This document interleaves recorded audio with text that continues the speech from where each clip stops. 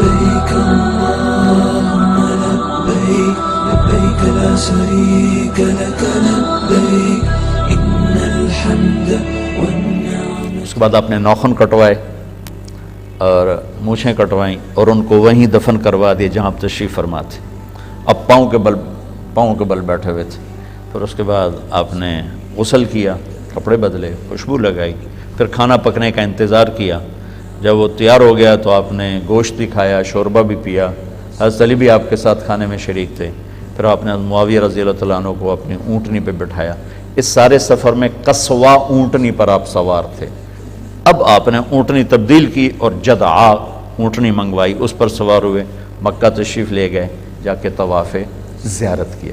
یہ طواف آپ نے کیا اونٹنی پر بیٹھ کر، چونکہ رش بہت تھا اور وہ دور سے استلام فرما رہے تھے، دور سے وہ لکڑی کے ساتھ یوں کر رہے تھے.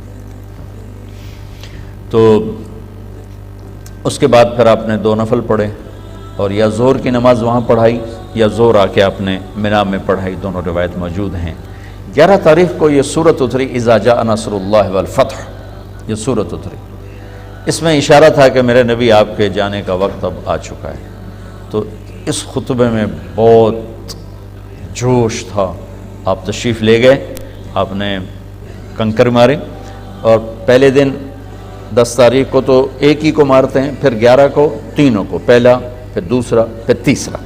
اور مارنے کا مسنون طریقہ یہ ہے کہ بیت اللہ لیفٹ پہ ہو اور مینا رائٹ پر ہو. یہ مسنون طریقہ ہے. لیکن اب چونکہ رش ہے تو جدھر سے بھی جگہ ملے وہی مسنون ہے. آج کل کنکری مارتے ہوئے یہ نہ دیکھو قبلہ کدھر ہے مینا کدھر ہے، یہ دیکھو راہ کتھو لبتا ہے، جتھو راہ لبے اتھو وڑ جاؤ.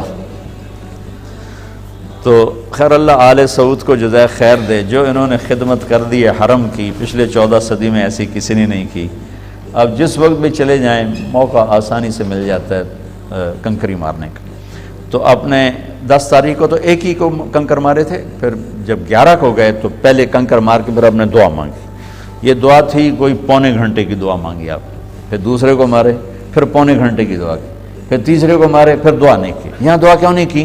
کہ یہاں جگہ تنگ تھی. اور پھر وہی بات آ گئی کہ تنگ جگہ کی وجہ سے کھڑے ہونے پر رش اور دھکم پیل، تو آپ نے دعا چھوڑ دی، عمل چھوڑ دیا، اپنے ساتھیوں کو تکلیف سے بچایا.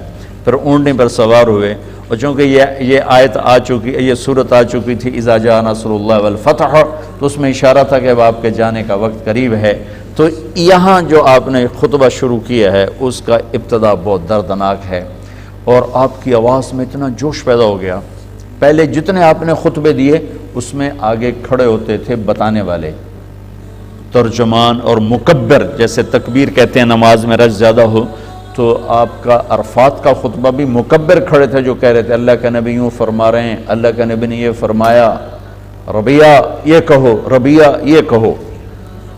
لیکن 11 تاریخ کے خطبے میں مینا کی لمبائی 4 میل ہے. تو آپ بالکل آخری شیطان کے بعد جو شروع میں ہے وہاں سے آپ بیان کر رہے تھے اور 4 میل دور تک آپ کی آواز جا رہی تھی. اور قریب کھڑے ہوئے، خیموں میں بیٹھے ہوئے، پہاڑ پہ چڑھے ہوئے، مزدلفہ کے بارڈر پر بیٹھے ہوئے سب لوگ آپ کی بات کو اس طرح سن رہے تھے جیسے آپ میری بات کو سن رہے ہیں. اور اس کی ابتدا یہاں سے فرمائی ایھا الناس عسیٰ اللہ تلقونی بعد عامی ھذا، لوگوں یہ میری تمہاری آخری ملاقات ہے، آج کے بعد میری تمہاری ملاقات کبھی نہیں ہو سکے گی. یہاں سے شروع کر، باقی سارا خطبہ وہی ہے جو میں نے آپ کو پہلے عرض کیا ہے. عرفات مزدلفہ میں آپ نے آدھی رات کے بعد مستورات کو جانے کی اجازت دے دی. تو آپ کی بیگمات میں حضرت سودا چلی گئی، حضرت ام حبیبہ چلی گئی، حضرت ام سلمہ چلی گئی.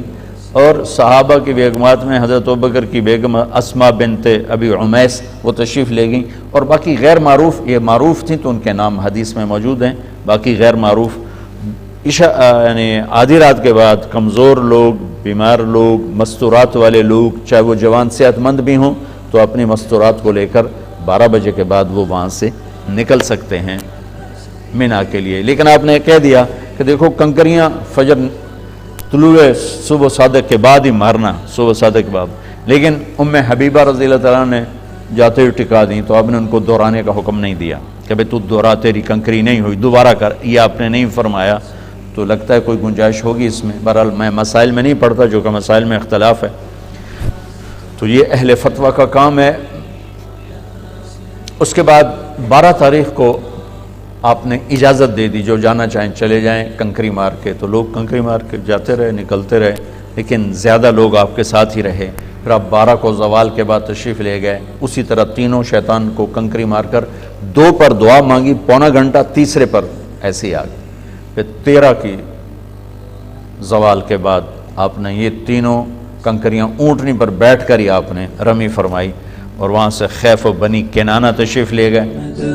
لك والملك لا شريك لك لبيك